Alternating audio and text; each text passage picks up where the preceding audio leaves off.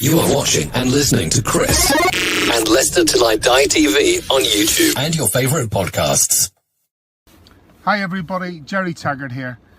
Now be sure to watch Chris and Leicester Till I Die TV by subscribing on YouTube and following them on social media for all the latest Leicester City news and information. Come on you foxes!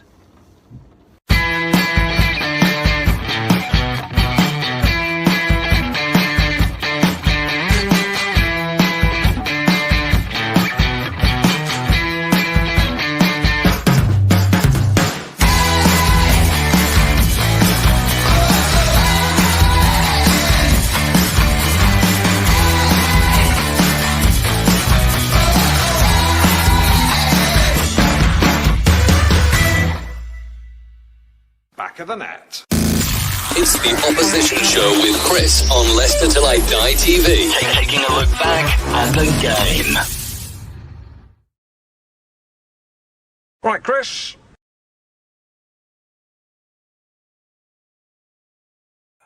You've got to ask, haven't you? He had to ask.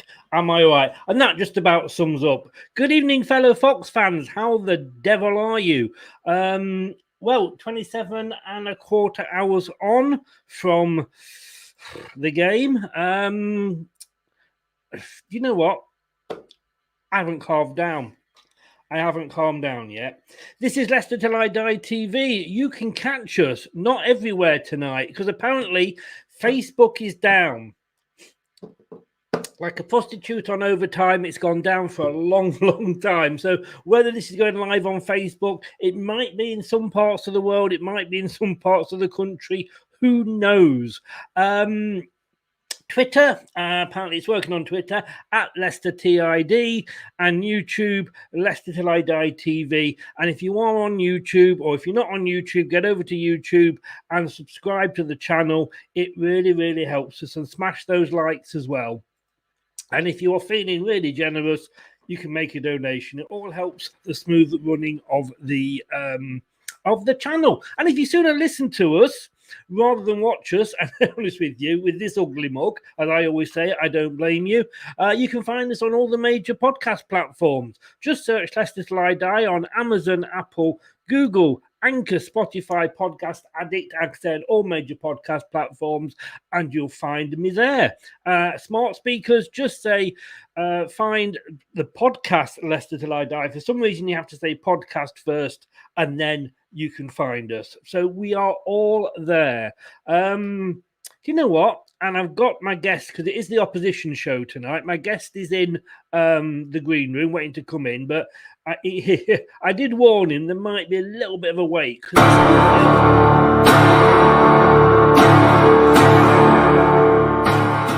Don't make me angry. You wouldn't like me when I'm angry. Oh, you wouldn't. No, you wouldn't. And he's gone. I don't know what's happened there. But do you know what? It feels like we can't criticize our team anymore. I had a big thing on in the Facebook group, and we don't want to criticize our teams. None of us do. But as I've had a season ticket in the past, I've paid my dues in going to watch the team. Look, I bought the shirt, I bought the hat, I do all this. I think that gives me a right to say, do you know what? That wasn't a brilliant performance. Or do you know what's going wrong with the team? I mean, I don't agree with the booing. I will never boo at a match, pre, during, or post. That is wrong. But we should be allowed to say we're not happy. And without other Leicester fans going, oh, you're not a true supporter. Oh, where were you when we played Yeovil on a wet Tuesday in the third tier? You know, and these are sort of youngsters. I'm 60, so I've probably followed Leicester before you were even dribbled out your mum's mouth. But do you know what? I don't want to criticise the team. Like I say, I feel sometimes that I have to. Whatever job we do, we have to take criticism. Now, these guys, it's not the fact that they're on a lot of money, but these guys go out in front of other people. They know what they're doing. And I know they don't go out to want to perform badly, but they do. Sometimes it happens. And my problem is that we've got the same manager as we had last season. Barring a couple of players we let go that weren't even in the team, the same team as we had last season, was added supposedly better players, maybe one or two we can question at the moment, to the squad, and yet we're a shadow of the team. We didn't even... we've got 4-4-2, so it's not even the formation. We went to a 4-4-2, which a lot of us had been screaming out for, and Palace made us look like Rochdale. Or maybe Palace didn't, maybe it was just us. 4-4-2, and it was the same dire performance. I'm going to thank Ali in a minute when he comes on, because he was generous. It was like my birthday and Christmas with two gifted goals. We didn't deserve them. How much longer can you complain? It's going to be a long, tough season. A few hellos. Almighty Blues FC Chelsea channel. Welcome along, mate. How are you? Douglas, thank you for saying I never know two channels with the same name. You do confuse me, and I am old. Hope you are good. Yeah. Ankit again. He's saying hello to Doug. And probably Doug saying hello back. Terry, good evening, sir. How is the dog? The best team didn't win. Wonder who that really was. Neither one, did we? And Pradwell, I think signing Vestergaard was a big mistake. Slow pace. We should have signed Kurt Zuma before West Ham. Rough and pace stopper. Ant from Leicester Till I Die.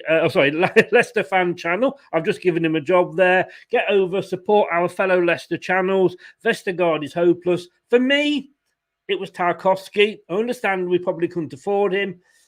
Cahill was on a free. Do you think he would have come to play in Europe for one last season? Like I say, what I want people to understand is football is about opinions. Opinions are like arseholes. We all have one, and we're all different.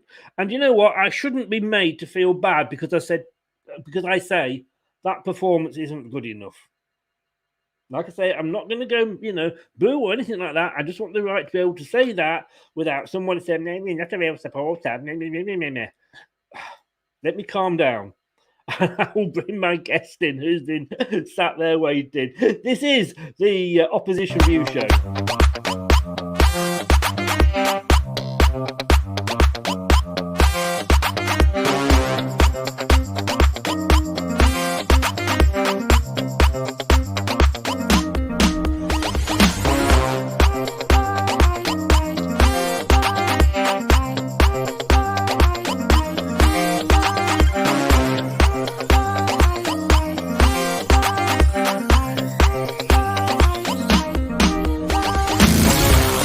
Opposition Show with Chris on Leicester Till I Die TV. Taking a look back at the game.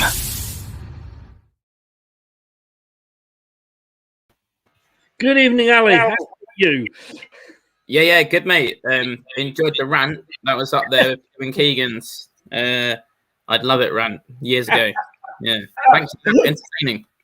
Do you know what? I do get what you're saying, though, when it becomes sort of toxic. I know from particularly the last season of Roy Hodgson, when things aren't going well, different sections of the fans, and if you call out a performance, you're a bad fan, but you can still be behind the team in the stadium and then analytically talk about the game after the game and point things out that clearly weren't right. So I could sense what you were talking about there.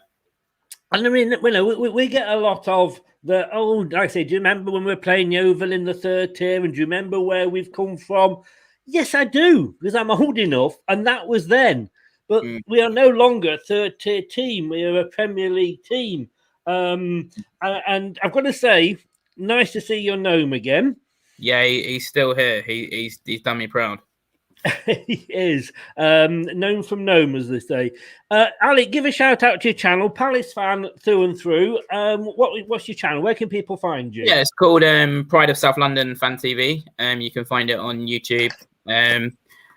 One thing I've added this season, obviously, with everyone being back. So I made my channel, created it during lockdown, but I haven't had I haven't had my channel since we've all been back in the ground. So lots of fan shots which are going down really well, particularly as my season ticket's right next to the Fanatics. And I know a lot of the people like to watch the Fanatics. We're very famous for our atmosphere. So yeah, check it out. Please subscribe. Would be great.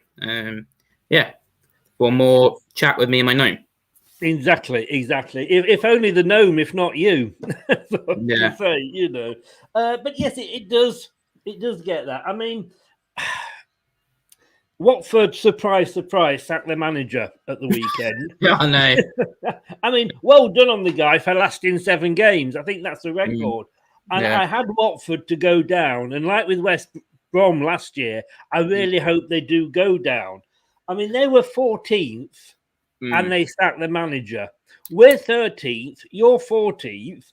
We're not asking for our managers to be sacked. We're probably just asking for an improvement. I don't think Watford fans are asking for their manager to be sacked, are they? To be fair to the Watford fans, probably not. It's just the nature of their board.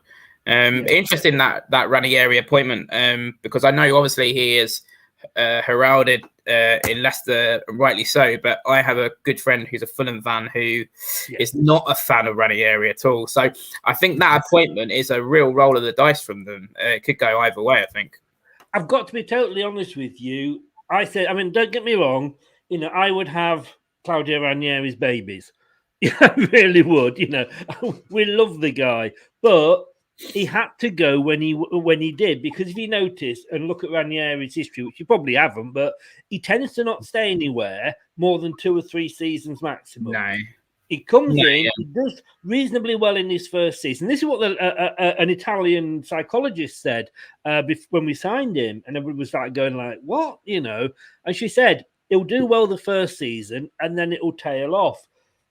But he kind of came in on the back of what Nigel Pearson had created with The Great Escape the year before. He was building on that. At Fulham, it was a completely different. Yeah. I think, he had a much better foundation at Leicester than he did at Fulham. What I would say is I think Sarr, their forward Sarr, gives him a big chance at Watford. He's a very good player, I think. I think he gives him a lot of hope. When you got a player like that, we know with Wilfried Zaha, it's your sort of white hope as a team. So it's going to be a very intriguing appointment, and be interested to see how he does. Yes, I mean, wish him well. The funny thing is, it's weird because I don't wish Watford well, because I think when you treat managers like that, but it's hard to feel sorry for the manager, because what are the job? If you were bad at your job, or I used to be bad at mine, and we got sacked, we wouldn't necessarily walk into another job straight away. You know? But managers do, and they get the big payoffs, of course.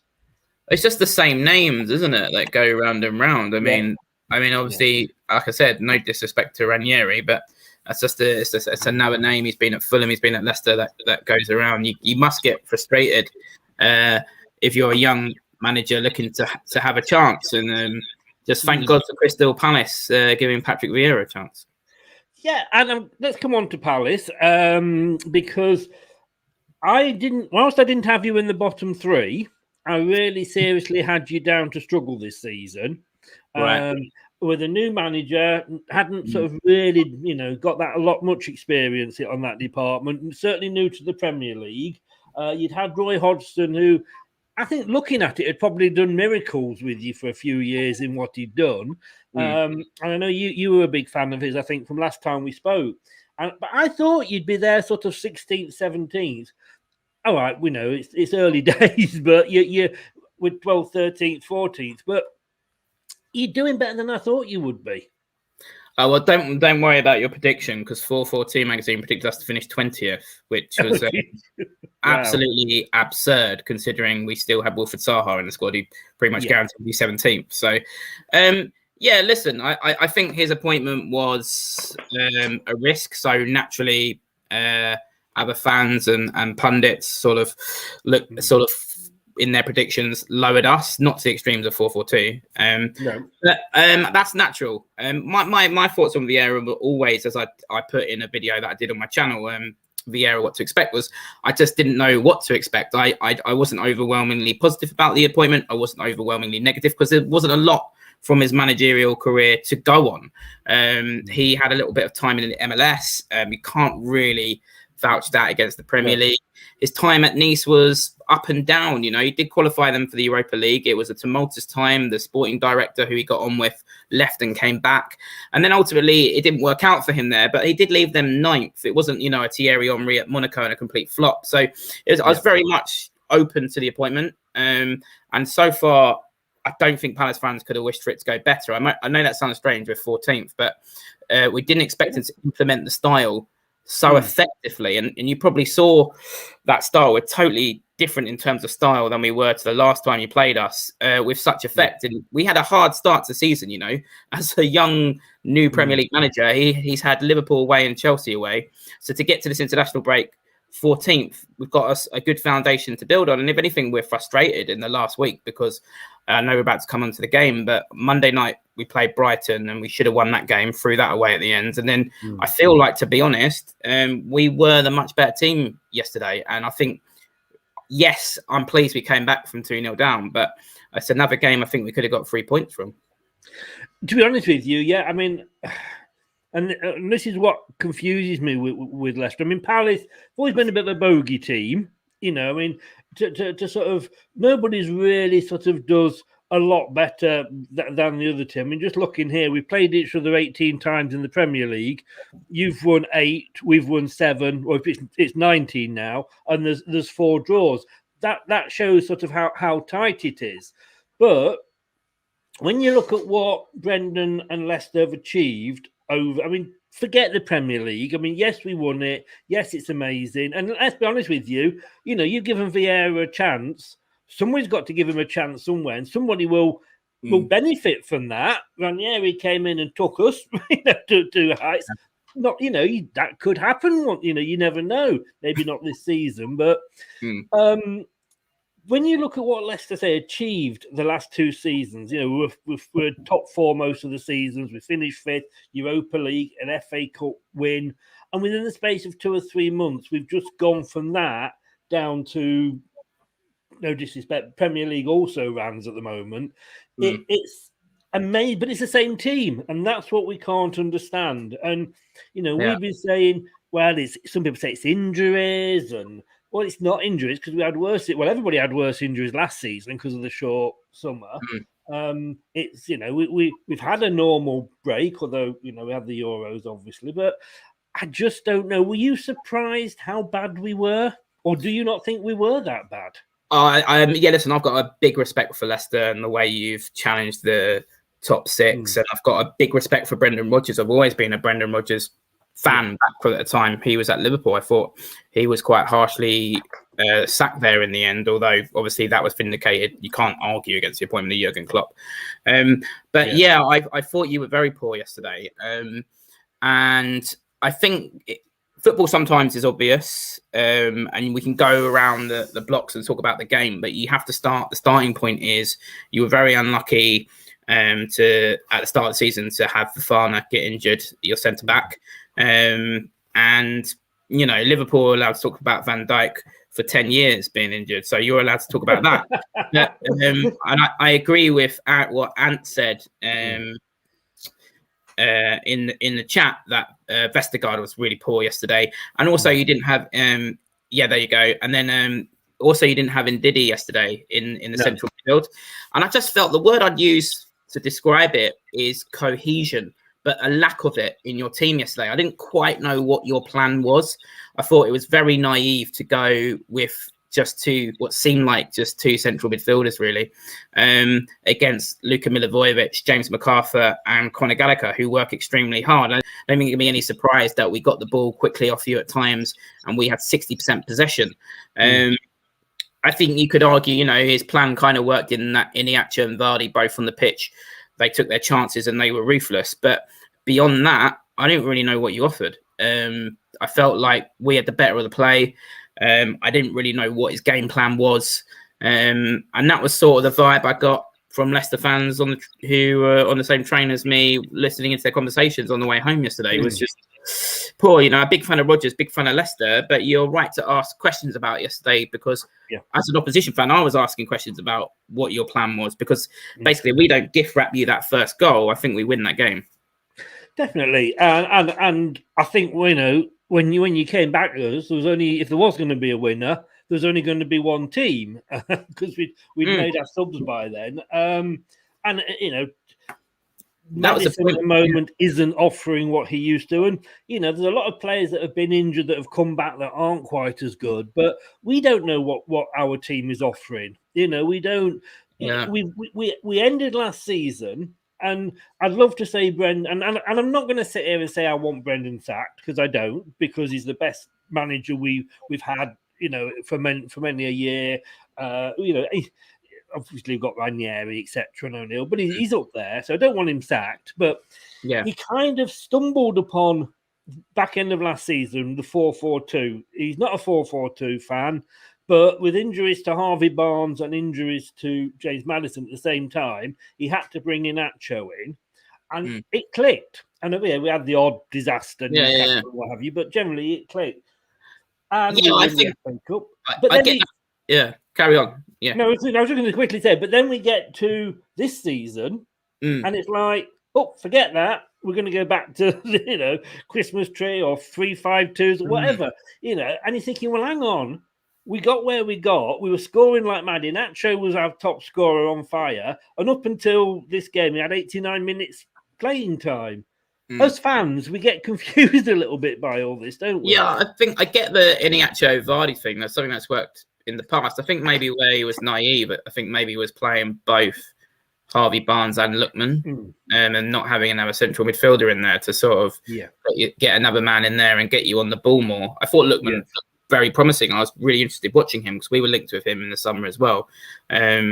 So I think possibly that's where he maybe went wrong is playing both Lookman and Harvey Barnes and not having another central midfielder in there. And you got the international breaks probably come at a good time for Brendan to go away and reflect. And absolutely, you've got to keep the faith with him. He's a very good manager. Yes. I think maybe what's more worrying for Leicester is not just the league form, is it? You've been poor in Europe and.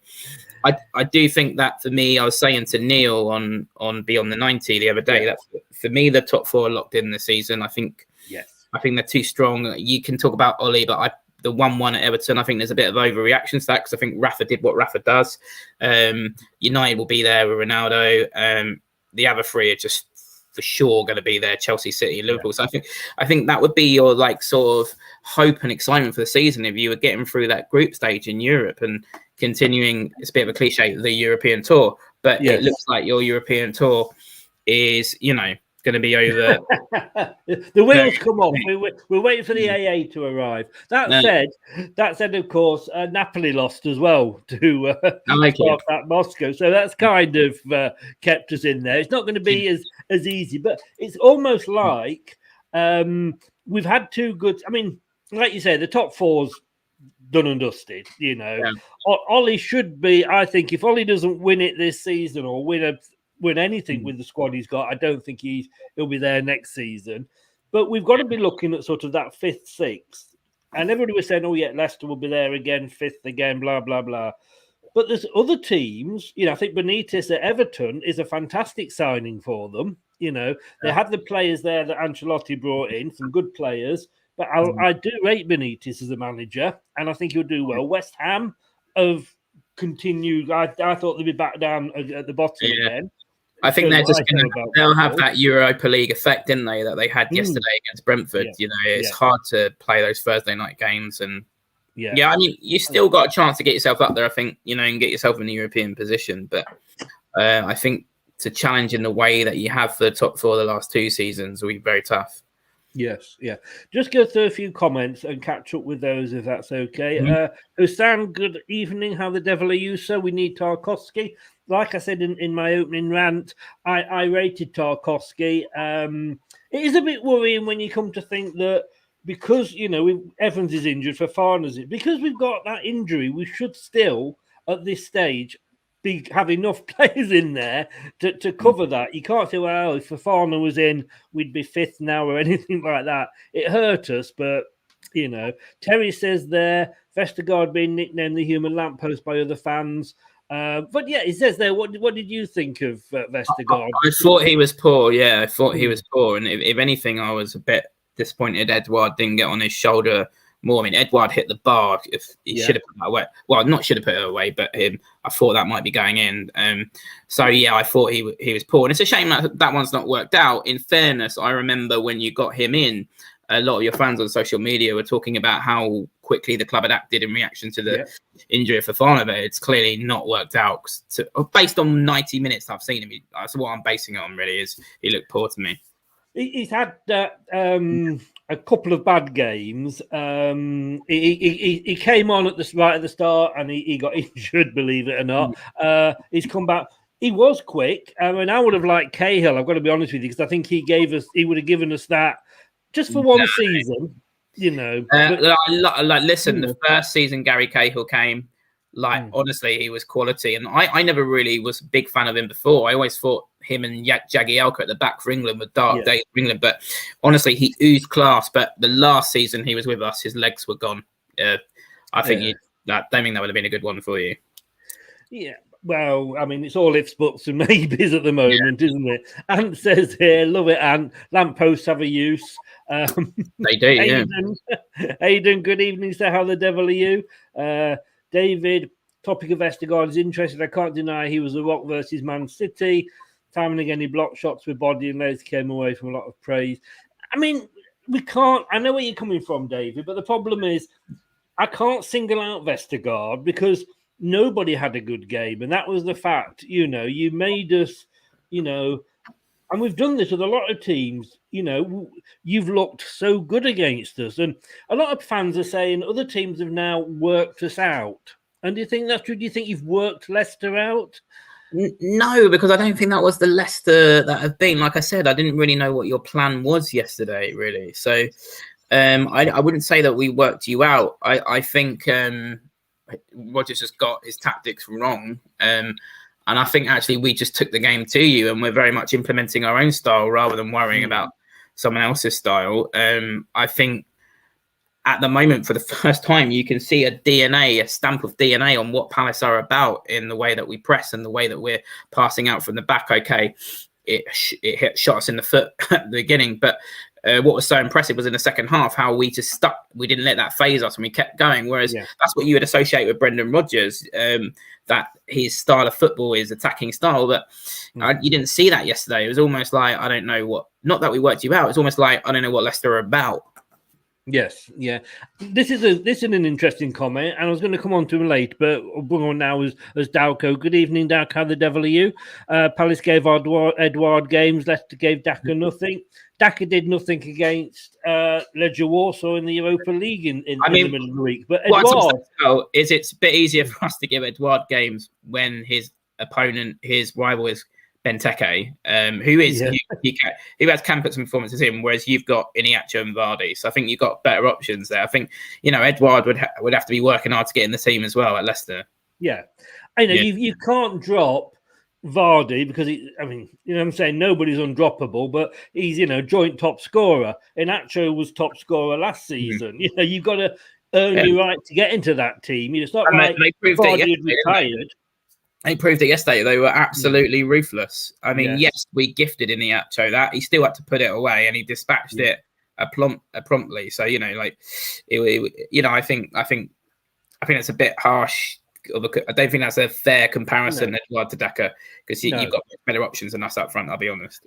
I think the worrying thing for me, and I don't mean any disrespect for this, but as football fans, we look at the fixtures beforehand and we go, that's a draw, that's a win, we should get a win there, or that's going to be a tough game. And you go through it, and we've probably had, and I say no disrespect to any of the teams we've played, but the best or easiest start we've ever looked at getting in the Premier League for the teams that we've been playing. They're all teams, apart from Man City, and West Ham, that you would say would be in the bottom half. Let's say that.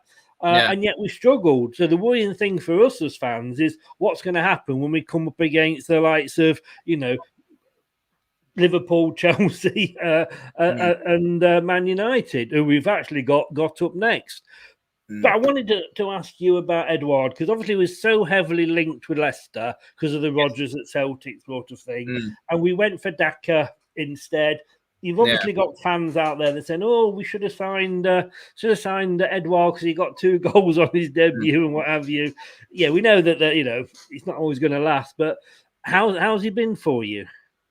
Yeah, I mean, obviously, on his debut, it was incredible. He got 2 goals in 28 minutes against Spurs, and he was just instantly you could see he's a natural finisher. He's an absolute goal scorer. And what I found interesting was when he came on against Tottenham, was Wilfried Zaha's eyes almost lit up. It was like, oh, okay, I've got this guy in the middle now who can make something out of nothing, and he just flew down the wing. It was almost like he increased the belief of Wilf that he's got someone to vibe off of it.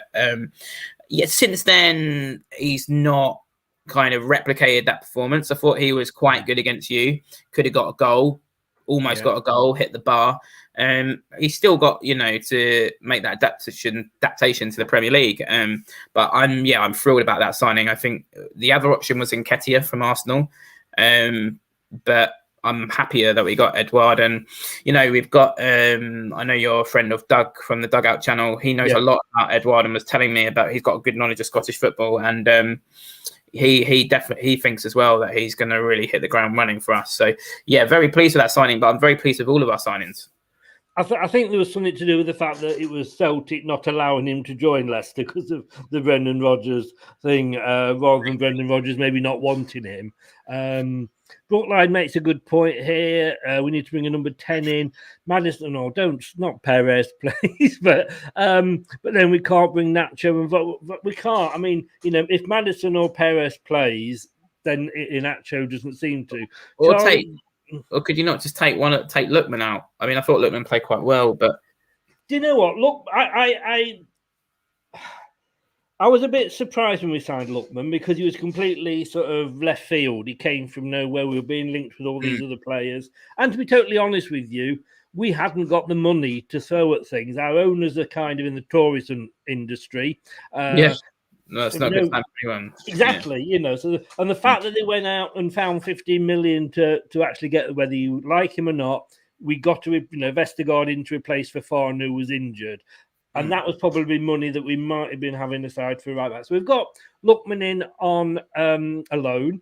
When he's come on as a substitute, he's absolutely lit the game up. He gets the crowd going. He wants to go forward.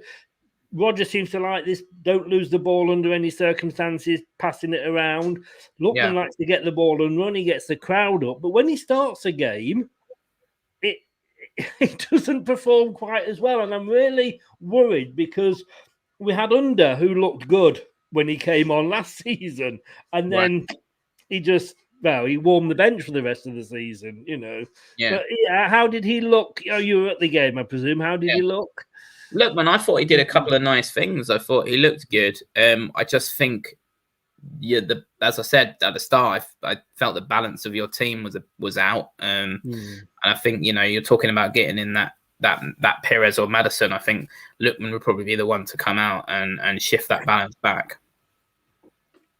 Yeah, indeed. Charlie says there, Lookman is our best player at the moment. He probably is, to be honest with you, but then at the moment that's not exactly hard. Tuna look, Brendan should have parked the bus. I mean, like I say, I've got to say thank you for those 2 goals. You did gift them to us. It was birthday and Christmas all come together, but we still had to score them. In fairness, and we managed to. And I have never jumped out of my seat so much because I was watching it on Sky. Never jumped out of my seat so much as for goals as for those 2 because it was so much unexpected. Yeah, I'm sat there thinking, okay, it's finally we've got 2 up front again, brilliant. And I'm sat there going like, oh my god, this is awful. And then we got the 2 goals. But I mean, I don't know what. Yeah, I think that's what reflects so badly on maybe the management is that you were given the gift. And then you came out second half, and you just didn't capitalize on it at all. The first 5 minutes, I think you had a chance or 2 that could have killed it, And then we just took control of the game again. And I guess that's where, you can criticize Rodgers, is it was naive really to let us regain that control and regain that belief and get ourselves back in the game. And then yeah. What gets me is, and I say this a lot, that I've sat here and I've seen some of the team selections that Rodgers has put out, and I'm thinking, oh my God, what are you doing? And we beat Man City 5-2, or we beat Arsenal 1-0 away. And you're thinking, oh, well done, Brendan, you know what you're doing. But he's 2-0 up with his experience as a manager against a team, a new manager, inexperienced by comparison, and certainly inexperienced in the Premier League. Yeah, we should not be letting that slip with that experience that he's got. And he was outthought by a less experienced manager. Or by a football genius. Yes. No, yeah. well, that No, I'm not getting too far ahead of myself. No. But like you say, it's looking good for you. Yeah, no, I'm not getting. It's very early days. I think that's I don't know what they said in the halftime team talk, because we came out very motivated and it looked like Vieira got back into them, and that's one thing I would say about Vieira. He's definitely got these players on board. They're absolutely believing in him and the system of play. And like I said, alluded to earlier, the way that, okay, we made the mistake by the passing out of the back, but that's the way we want to go. We kept our belief in that, and the players kept their belief in that system. They didn't doubt it, and I think that does reflect badly on Rodgers yesterday. Just yesterday, if you look at it isolated yesterday, like I said, I do think Rodgers is a good manager. That what did he say in the halftime team talk? Like, you should have been coming out buzzing. You were 2-0 up. You were given the gift, and then Vieira got ours back up, which would have been hard, because I'm telling you, Sellers Park was flat at halftime. Our fans, we're buzzing, the atmosphere. It felt quite biblical. The rain started pouring at halftime. Yeah. It was miserable. Everyone around me looked miserable in the Homesdale. And then suddenly in the second half, the sun came out, and then we got back in the game. I think you're right to sort of be annoyed that you let us back in it, as well as we did to come back in it. Perhaps we should have been given that opportunity to do that. The worrying thing for me is, and like I've said, I have to keep saying this because certain fans seem to think that, if you criticize Rodgers, you want him out. But he's starting to sound like a Steve Bruce. Like a manager that's fighting for his job or to keep the team up. And, when they come out and they make the same excuses every week. And, he's coming out after that game and saying, oh, it was a great atmosphere. And bugger the atmosphere. And, his quote today is, and it's a big thing on the website, we know where we need to improve. Well, Brendan, if you know where you need to improve, bloody improve, because I know we're only 7 games in, but you've not improved. It's not got any better. And we said it the first couple of games, oh well, it's early days, and we won against Wolves, but we were lucky. We conceded 3, although it was the third one was disallowed by VAR. We conceded 3 to Burnley, who were the bottom, equal bottom almost. They couldn't score against Norwich. Yeah, I always think with Brendan Rodgers, he's quite into the school of psychology and stuff. I think it's a bit of a Ferguson. He will never come out and criticize the team. So even if he thinks they've played badly, I think he'd more the kind of manager to keep that indoors. There was sort of the cliche at Liverpool where he kept saying this is where Liverpool fans got frustrated. He kept saying when he had the dip after they had their title charge. He kept saying there was that classic phrase, we were outstanding, when they'd drawn or lost. So I think, that I can get that frustration as a fan, but I'm sure they're having conversations in-house. Oh, and I don't expect him to come out and criticise the team. I think that is completely wrong. Terry was saying there, very, very a good compliment for your manager. If Vieira can just sort 1 or 2 things out defensively, I believe Palace can get into the top 10. In response to Terry, I'm not worried about the back line. I know that might sound ridiculous. I know that might sound ridiculous because of the error that was made. But Anderson, who made that error, is a superb defender. He's made an error there. It happens, particularly with the way we're trying to play. But I mean, I did a thing on my channel with a Fulham fan. He couldn't believe we've got him. He's been faultless up until now. I honestly believe, and this is going to sound ridiculous to a Leicester fan, having witnessed those two defensive errors yesterday, honestly believe in Anderson and Mark Gahey. We've potentially got one of the best defensive central partnerships in the Premier League. And that will sound ridiculous to a Leicester fan having seen those errors, but that was a uncharacteristic error to sum Anderson up. He went on loan to Fulham and they made him captain. So I got faith in the defence, but there's a few things there. I mean, the Brighton one as well, the last minute goal, that shouldn't have happened as well. So maybe there's just a few organisational tweaks that need to occur on the training ground. But Vieira has got some very experienced and good coaches alongside him, which makes me positive that we'll get it right. Yeah. Just going to say hello, Turfmoor House TV. Dan, how the devil are you? You can't polish a turd, we know, and you try regularly. And Dan, seeing as you're here, I've got to play this for you. Please bear with me here, Ali. I was going to say hello to Mrs. Riley. Oh, behave. Yeah. Yeah, baby. Yeah. Just for Mrs. Riley there. I'm going to say a lovely woman. And if you can tell her the check's in the post, Dan. Andrew says here, we have more players than last year, less injuries, but we were worse off, which is what I was saying. Bronze Plumber, good evening, sir. How the devil are you? Welcome along. FBS on the shirts. What's that? Failing Brendan substitutions. That does leave us mystified, his substitution. Well, I think that was where the game was won for us, wasn't it? Both our subs came on and scored. You know, Elise came on, which was brilliant that he's off the mark. And then, it's Jeffrey Schlupp's world and we're all living in it. Yeah, the Rosed King. What are you getting out of it? But in fairness, we have Jeffrey Schlupp with us here. We'll come on to Jeffrey Schlupp, and we might as well do him while we're talking about him. I mean, Rhythm has danced to Jeffrey Schlupp's the answer.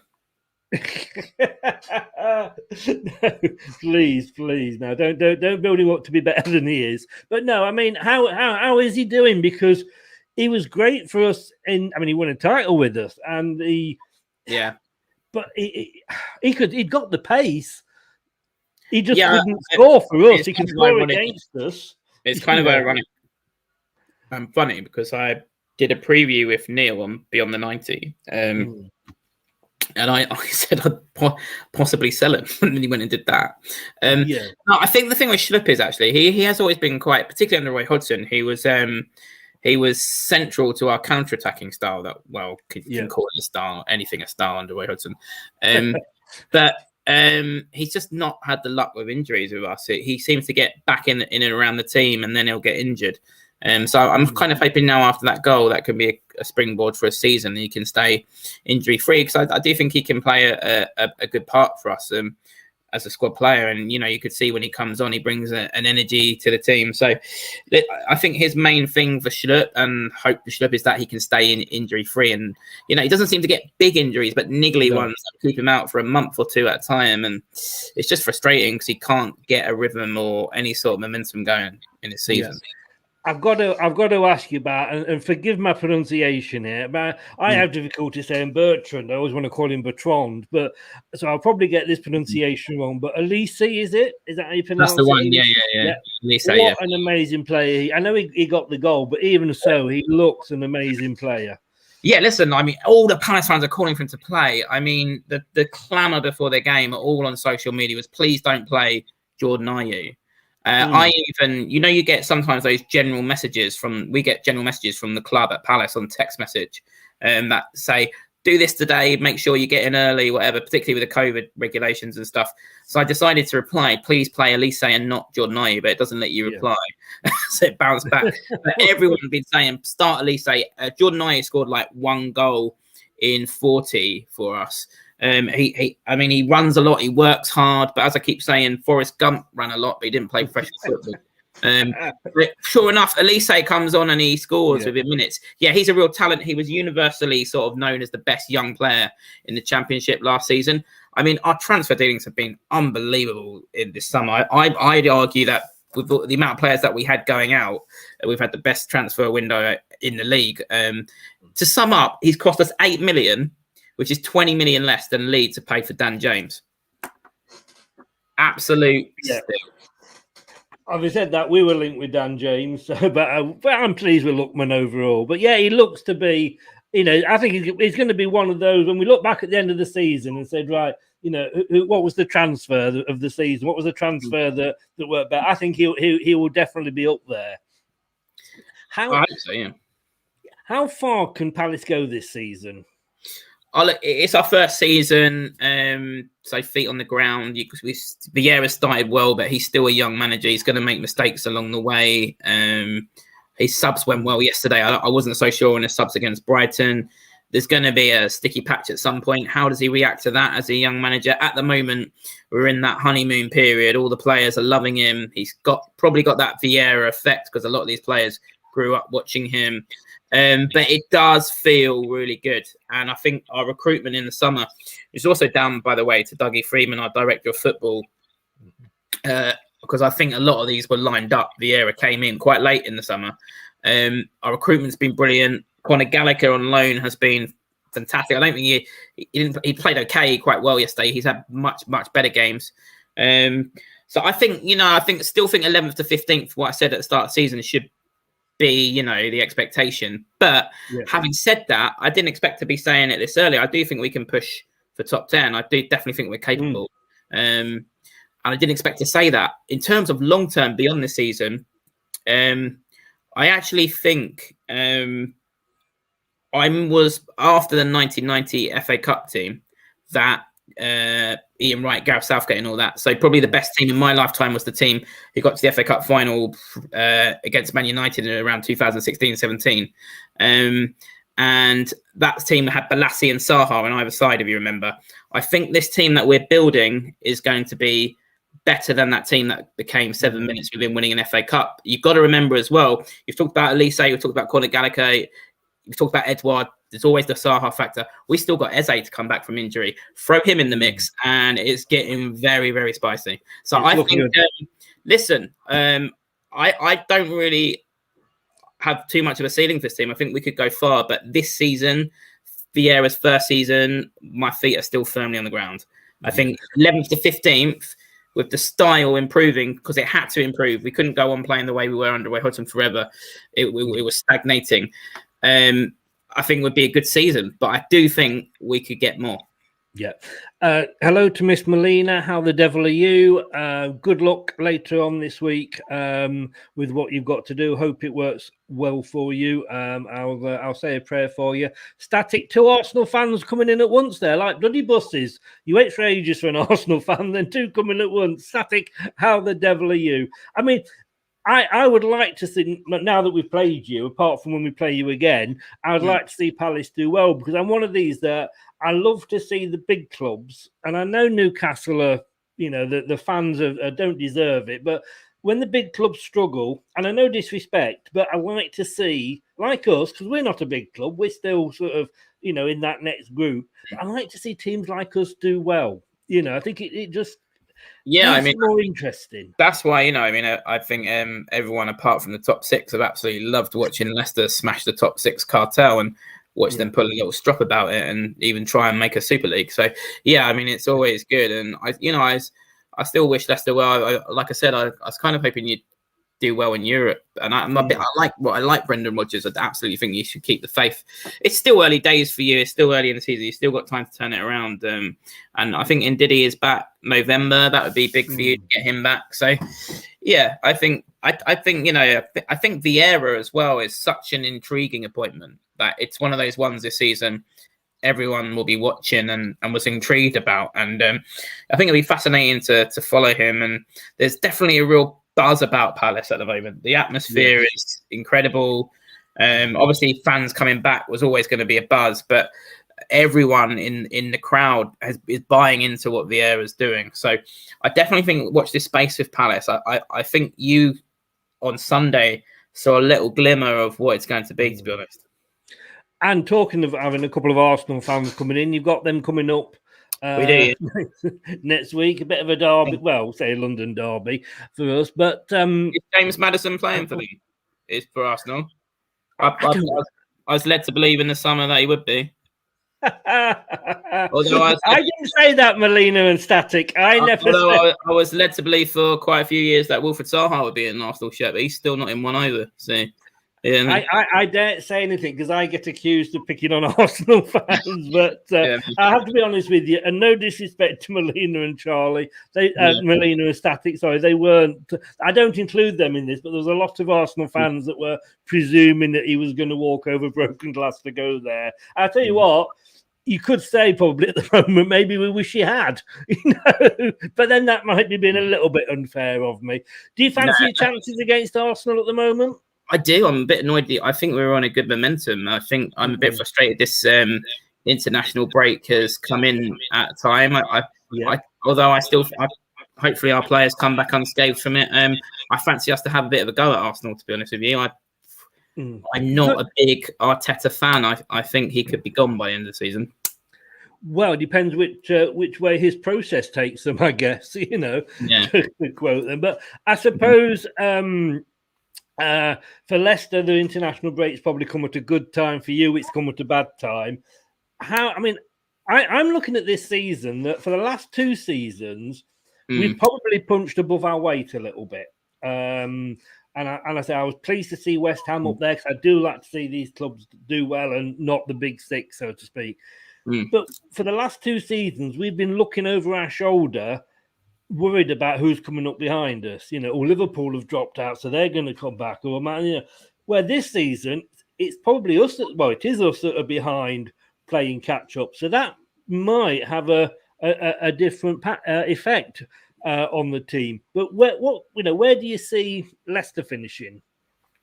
Like I said, I don't think you'll get challenged to the top 4 and the money you have in the last 2 seasons. But basically, I think the top 4 is locked, and I don't like saying that because I'd love it to be smashed. But I think Liverpool showed last season that even with the injuries they had and the poor season they had, it's so hard to dislodge them. And obviously, he did that in the most unbelievable way when he won the league. But I think, I still think you'll be top 10, possibly. I still think you can push for a European spot in the league if you get yourself together quickly. But you do seem, from watching you the other day, you do need to have a massive regroup over this break and get your stuff in order. But you've definitely got the players to do it. You made a couple of good signings in the summer. I think Diddy coming back in November will be big. I still think you can have a good season. It's just, it's hard now. What's the Leicester expectation? That's the hard thing now to manage that, after you've smashed and I'm like, somebody said, oh, you're just a fickle football fan. I went, well, if you look up football in the dictionary, it says fickle. We all are fickle. And the more, I honestly believe that, and not in a horrible way, and I think the better you do, any team, if you finish, let's say 10th this season, you'll want to finish higher next season. That's I think the cups are interesting as well. You showed it by winning the FA Cup last season that you're capable of doing that. And when I was speaking to Neil on Beyond the 90 the other day, he said, whilst the top 4 is not locked in, what I did agree with him on that was on the day, so many teams within this Premier League are capable of beating the top 4 on a one-off. So I'm looking at the cup once we get Eze back, thinking let's have a go at that, especially while we've got Conor Gallagher, because I don't think we'll have. Palace fans won't like me for saying this because we're desperate to keep him, but I think he'll be back at Chelsea next season. So I'd love to see us have a go. When you're a team like us and like Palace, who've been 11th and 15th for years, you crave a run in the FA Cup because that's where the excitement comes. It totally does, and for us, that's well, I'm 60 this year, and the first time I've seen us win the FA Cup. It's the first time we have won the FA Cup, so it took us a while. to do it. Look, Ali, thanks so much for coming on. Thanks for being honest and in your appraisal. Give a shout out to where people can find you. Pride of South London Fan TV on YouTube. Come check it out. Come subscribe. Often do Palace previews or Palace reviews, and often, as I was saying earlier, some crowd shots. Now we're back in the ground, so right next to the Homesdale Fanatics in the Homesdale end. So get quite a lot of that. And just see that, I know the Palace atmosphere is quite infamous. So come check it out. Press that subscribe button, and see you hopefully for the return fixture for some more Schlupp magic. Please don't, mate. You've been schlupped. That's the saying, mate. Thanks so much. Good luck for the season. Obviously, apart from when you play us, the link to your thing is in the description underneath and to your Twitter. So get following. Thank you so much, and good luck and thanks for coming on, mate. Yeah, have a great evening. Thank you, everyone. Thank you. Thank you. Bye. Thanks to Ali there for coming on. I know it was a bit of a rush for him because he was stuck at work and what have you, and hopefully not stuck behind any whatever these people are called that are blocking the roads. You know, I'd love to turn up in a steamroller and say, right, block this then, you buggers. I mean, it wasn't a good result, was it at all? I mean, if we have a look, say here at the player ratings that Brian Langston gives to the players. I mean, you know, the man of the match for us, Castagna, which was also Alan's choice, gets a 7, you know. Well, you got the 3 substitutes getting a 4. That was kind of understandable. But everybody else was just 6 and 5s. And that's the thing I think that is most confusing. I mean, you know, even if you look at the stats, and I know stats are very misleading, they can give you a lot of misinformation. But, you know, 18 shots for Palace, 9 shots for us, but our 9, 56% were on target. You know, what I think you've got to look at there is the fact that they had nearly 200 more passes than we did. And we're supposed to be the team that likes to pass it about and give it. But I don't think it was like, I tell you what it was like. Somebody said this on the post-match show. It was like watching FIFA. I'm useless at FIFA. And, you know, I'd be running and I'd want to pass the ball. And instead of passing the ball, I'd run it out of play, you know, like you do. Oh, there, what have I done? And you give the ball away to throw in. That's what it looked like. That our players were pressing the pass button rather than the shoot button. And touches, 786 compared to our 586. That is 200 more touches. If we want to finish where we finished before, we've got to improve. Just simple. Tomorrow night, we're going to be doing this.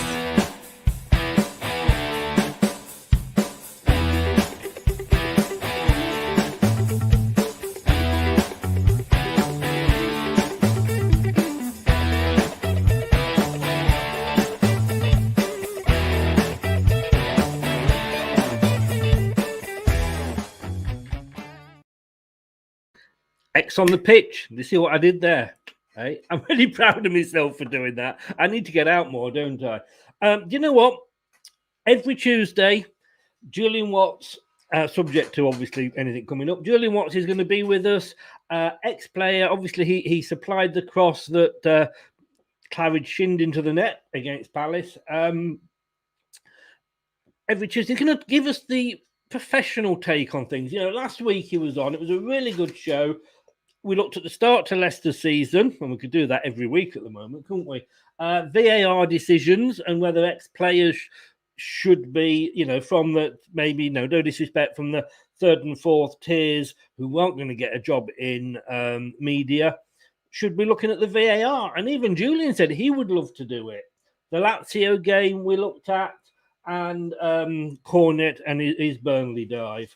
I say dive, but is cheating, shall we call it? So basically, we have 4 subjects. That's 4. That's 5. That's 4. We have 4 subjects that we will do different every week, and then at the end there'll be viewers' questions. So if you're watching it or you want to, you know, pop in. Hopefully Facebook will be working tomorrow, so we'll be on there live. Don't know whether Facebook is working now. It wasn't just before we went live, but we'll have viewers' questions at the end. So basically, we're going to be looking at, we're going to take Damari Gray as the example, a player who could do nothing when he was at Leicester. And you can't blame the manager because it wasn't just one manager. JJ, good evening. How the devil are you, sir? Thanks for joining us, albeit a bit late, but thanks for popping in. You got a note. So we're going to be looking at, like I say, Damari Gray as the example of players that don't do well at Leicester, why they go elsewhere and then do well. And like I say, is it Leicester's management? It can't be, because it was 3 or 4. And maybe it's just they move and they click with the new manager at the new club.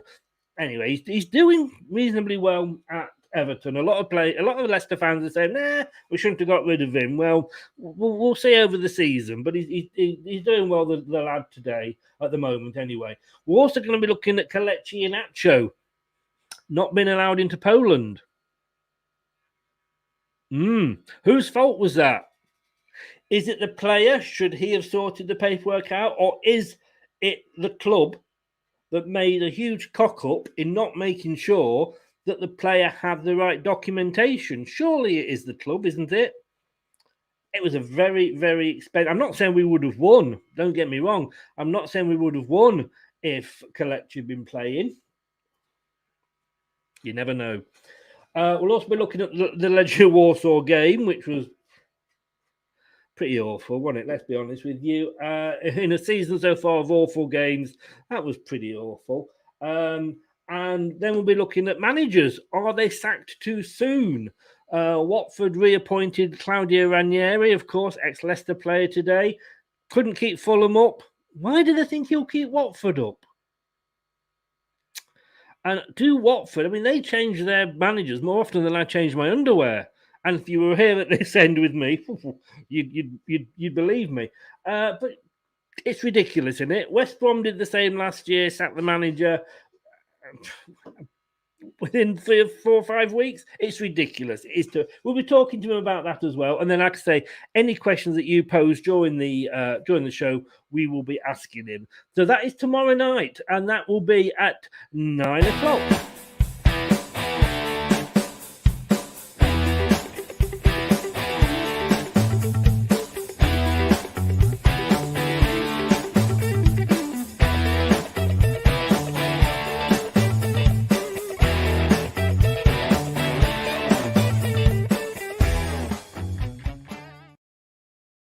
No match this weekend in the Premier League. So Monday at 7, we have got the monthly review show. We'll be looking back at September. Me and Dan, the Chris and Dan show, the CD show. Yeah, I'll leave that one with you. I don't think we'll be dressing up like that, but you never know. Monthly review show, 9 o'clock on Thursday. We'll be looking back at generally football during the month of September. We may have one of my shirt show specials. God, I'm glad I said that before I'd had a drink. We will see. And then on Friday, the 8th of October at 7 o'clock, it's quiz time. The quiz is back. And we'll be talking to Russell from Brighton podcast Brighton Rock.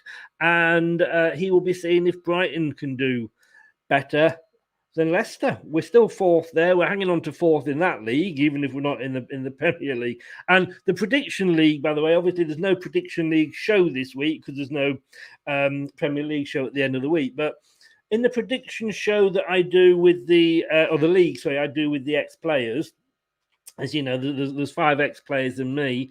I'm not doing very well. I'm bottom. Yeah, so we won't mention. Don't mention that. Don't mention that at all. Beyond the 19th, Neil. Good evening. How the devil are you, sir? Welcome along. Are you annoyed? What's happening? What's gone wrong? Like I said, don't start me again. I'll be having another rant. Same team, same manager, new players, and it's all going so wrong. Is it just a case of? And this is the other thing I'm thinking. That yes, we may have been punching above our weight for the last 2 seasons, but we've also got other clubs, Manchester, West Ham, Everton, those sort of teams that are wanting our place as well. Brentford this season. So is it a case of this is the season when we go, you know what? We need to kind of just take it all in. We need to actually just, look at ourselves and go, a reality check, if you like. Is this our reality check season? I don't know. We will find out. And Terry's got his question ready for tomorrow night. I hope it's a clean one, Terry, and doesn't involve your dog. Oh, that would be a rough. And then it takes us back to the lamppost questions earlier. Guys, thanks so much. Thanks to Ali. His link's in the channel, in the description below on YouTube. If you're not on Facebook, because I say I don't think this is working on Facebook, you can still catch us because I'll post it once it is up and running. Don't forget, give me about 10 minutes after the end of the show, and as always, it goes up on all the major podcast platforms, and search Leicester, well, ask for the podcast Leicester Till I Die, Amazon Music, Apple iTunes, Google Google, God, I'm going mad, Anchor, Spotify, and Podcast Addict. I put a new set of teeth in today, and then they're not fitting me properly. They're about 10 minutes. Thanks very much to everybody. I'll see you tomorrow night, 9 o'clock, back with Julian for the X on the Pitch show. Stay safe. And the words of D. Ream, things can only get better. That's all, folks.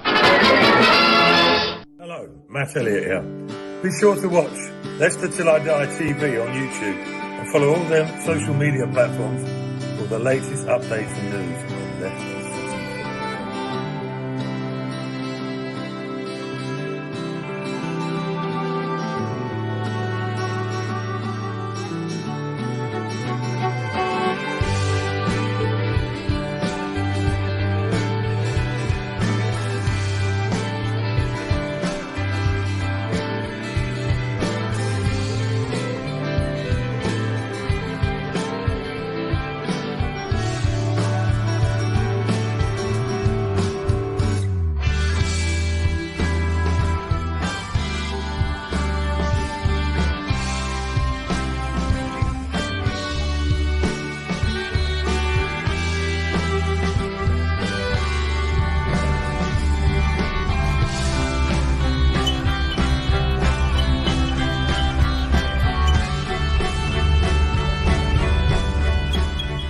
I'll be back. Thanks for watching Leicester Till I Die. This is Chris saying goodbye and see you next time.